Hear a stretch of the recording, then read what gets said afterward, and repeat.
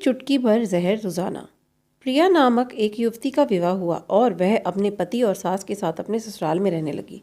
कुछ ही दिनों बाद प्रिया को आभास होने लगा कि उसकी सास के साथ पटरी नहीं बैठ रही है।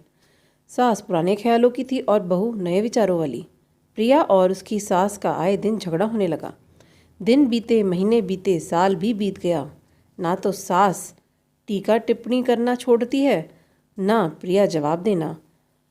हालात बद से बदतर होने लगे। प्रिया को अब अपनी सास से पूरी तरह नफरत हो चुकी थी। प्रिया के लिए उस समय स्थिति और बुरी होती जा रही थी जब उसे भारतीय परंपराओं के अनुसार दूसरों के सामने अपनी सास को सम्मान देना पड़ता।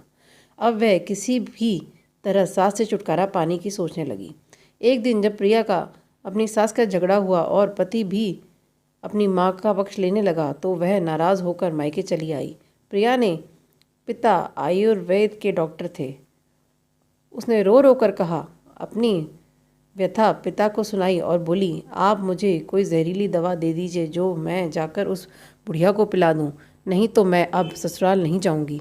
बेटी का दुख समझते हुए पिता ने प्रिया के सिर पर प्यार से हाथ फेरते हुए कहा, बेटी, अगर तुम अपनी सास को जहर खिलाकर मार दोगी तो तुम्हें पुलिस पकड़ कर ले जाएगी और साथ ही मुझे भी, क्योंकि जहर मैं तुम्हें दूंगा, इसलिए ऐसा करना ठीक नहीं होगा। लेकिन प्रिया जिद पर अड़ गई, आपको मुझे जहर देना ही होगा। अब मैं किसी भी कीमत पर उसका मुंह देखना नहीं चाहती। कुछ सोचकर पिता बोला, ठीक है, जैसी तुम्हारी मर्जी, लेकिन मैं तुम्हें जेल जाते हुए भी नहीं देख सकता, इसलिए जैसा मैं कहूँ वैसा तुम्हें करना होगा। मंजूर है तो बोलो। प्रिया ने पूछा, क्या करना होगा? पिता ने एक पुड़िया में जहर का पाउडर बांधकर प्रिया के हाथों में देते हुए कहा, तुम्हें इस पुड़िया में सिर्फ एक चुटकी जहर रोज़ अपनी सास के भोजन में मिलाना है। एकमात्र होने से वह एकदम से नहीं मरेगी, बल्कि धीरे धीरे आंतरिक रूप से कमज़ोर होकर 5 से 6 महीने में मर जाएगी। लेकिन लोग समझेंगे कि वह स्वाभाविक मौत मर गई। पिता ने आगे कहा, लेकिन तुम्हें बहुत सावधानी रखनी होगी ताकि तुम्हारे पति को बिल्कुल भी शक न हो पाए, वरना हमें दोनों को ही जेल जाना पड़ेगा। इसके लिए तुम आज के बाद अपनी सास से बिल्कुल भी झगड़ा नहीं करोगी, बल्कि उसकी सेवा करोगी। यदि वह तुम पर कोई टीका टिप्पणियाँ भी करती है तो तुम चुपचाप सुन लोगी, बिल्कुल भी प्रत्युत्तर नहीं करोगी।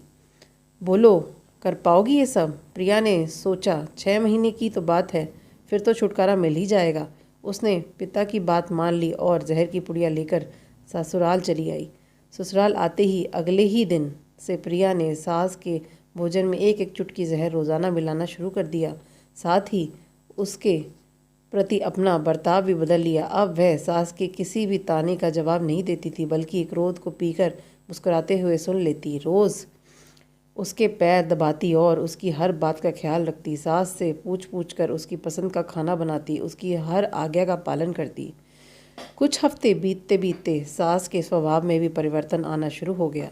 बहू की ओर से अपने तानों का प्रत्युत्तर ना पाकर उसने ताने अब कम हो चुके थे, बल्कि वह कभी कभी बहू की सेवा के बदले आशीष भी देने लगी थी। धीरे धीरे 4 महीने बीत गए। प्रिया नियमित रूप से सास को रोज़ाना एक चुटकी जहर देती आ रही थी, किंतु उस घर का माहौल अब एकदम से बदल चुका था। बहू का झगड़ा पुरानी बातें हो चुकी थी। पहले जो सास प्रिया को गालियां देती नहीं थकती थी, अब वह आस पड़ोस वालों से आगे प्रिया की तारीफ के पुल बांधती लगी रहती। प्रिया को साथ बिठाकर खाना खिलाती और सोने से पहले भी जब तक प्रिया से 4 प्यार भरी बातें न कर ले, उसे नींद नहीं आती थी। 6ठा महीना आते आते प्रिया को लगने लगा कि उसकी सास उसे बिल्कुल अपनी बेटी की तरह मानने लगी है। उसे भी अपनी सास में माँ की छवि नज़र आने लगी। जब वह सोचती कि उसके दिए जहर से उसकी सास कुछ ही दिनों में मर जाएगी तो वह परेशान हो जाती थी। इसी ऊहापोह में एक दिन वह अपने पिता के घर दोबारा जा पहुंची और बोली, पिताजी, मुझे उस जहर के असर को ख़त्म करने की दवा दीजिए, क्योंकि अब मैं अपनी सास को मारना नहीं चाहती। वो बहुत अच्छी है और अब मैं उन्हें अपनी माँ की तरह चाहने लगी हूँ। पिता ठाके मारकर हंस पड़े और बोले, जहर? कौन सा जहर? मैंने तो तुम्हें जहर के नाम पर हाजमे का चूर्ण दिया था। हा हा हा। बेटी को सही रास्ता दिखाए, माँ बाप का पूर्ण फ़र्ज़ अदा करें। आशा करती हूँ आपको ये कहानी बहुत मज़ेदार लगी होगी। चैनल पर नए हैं तो सब्सक्राइब करें। धन्यवाद।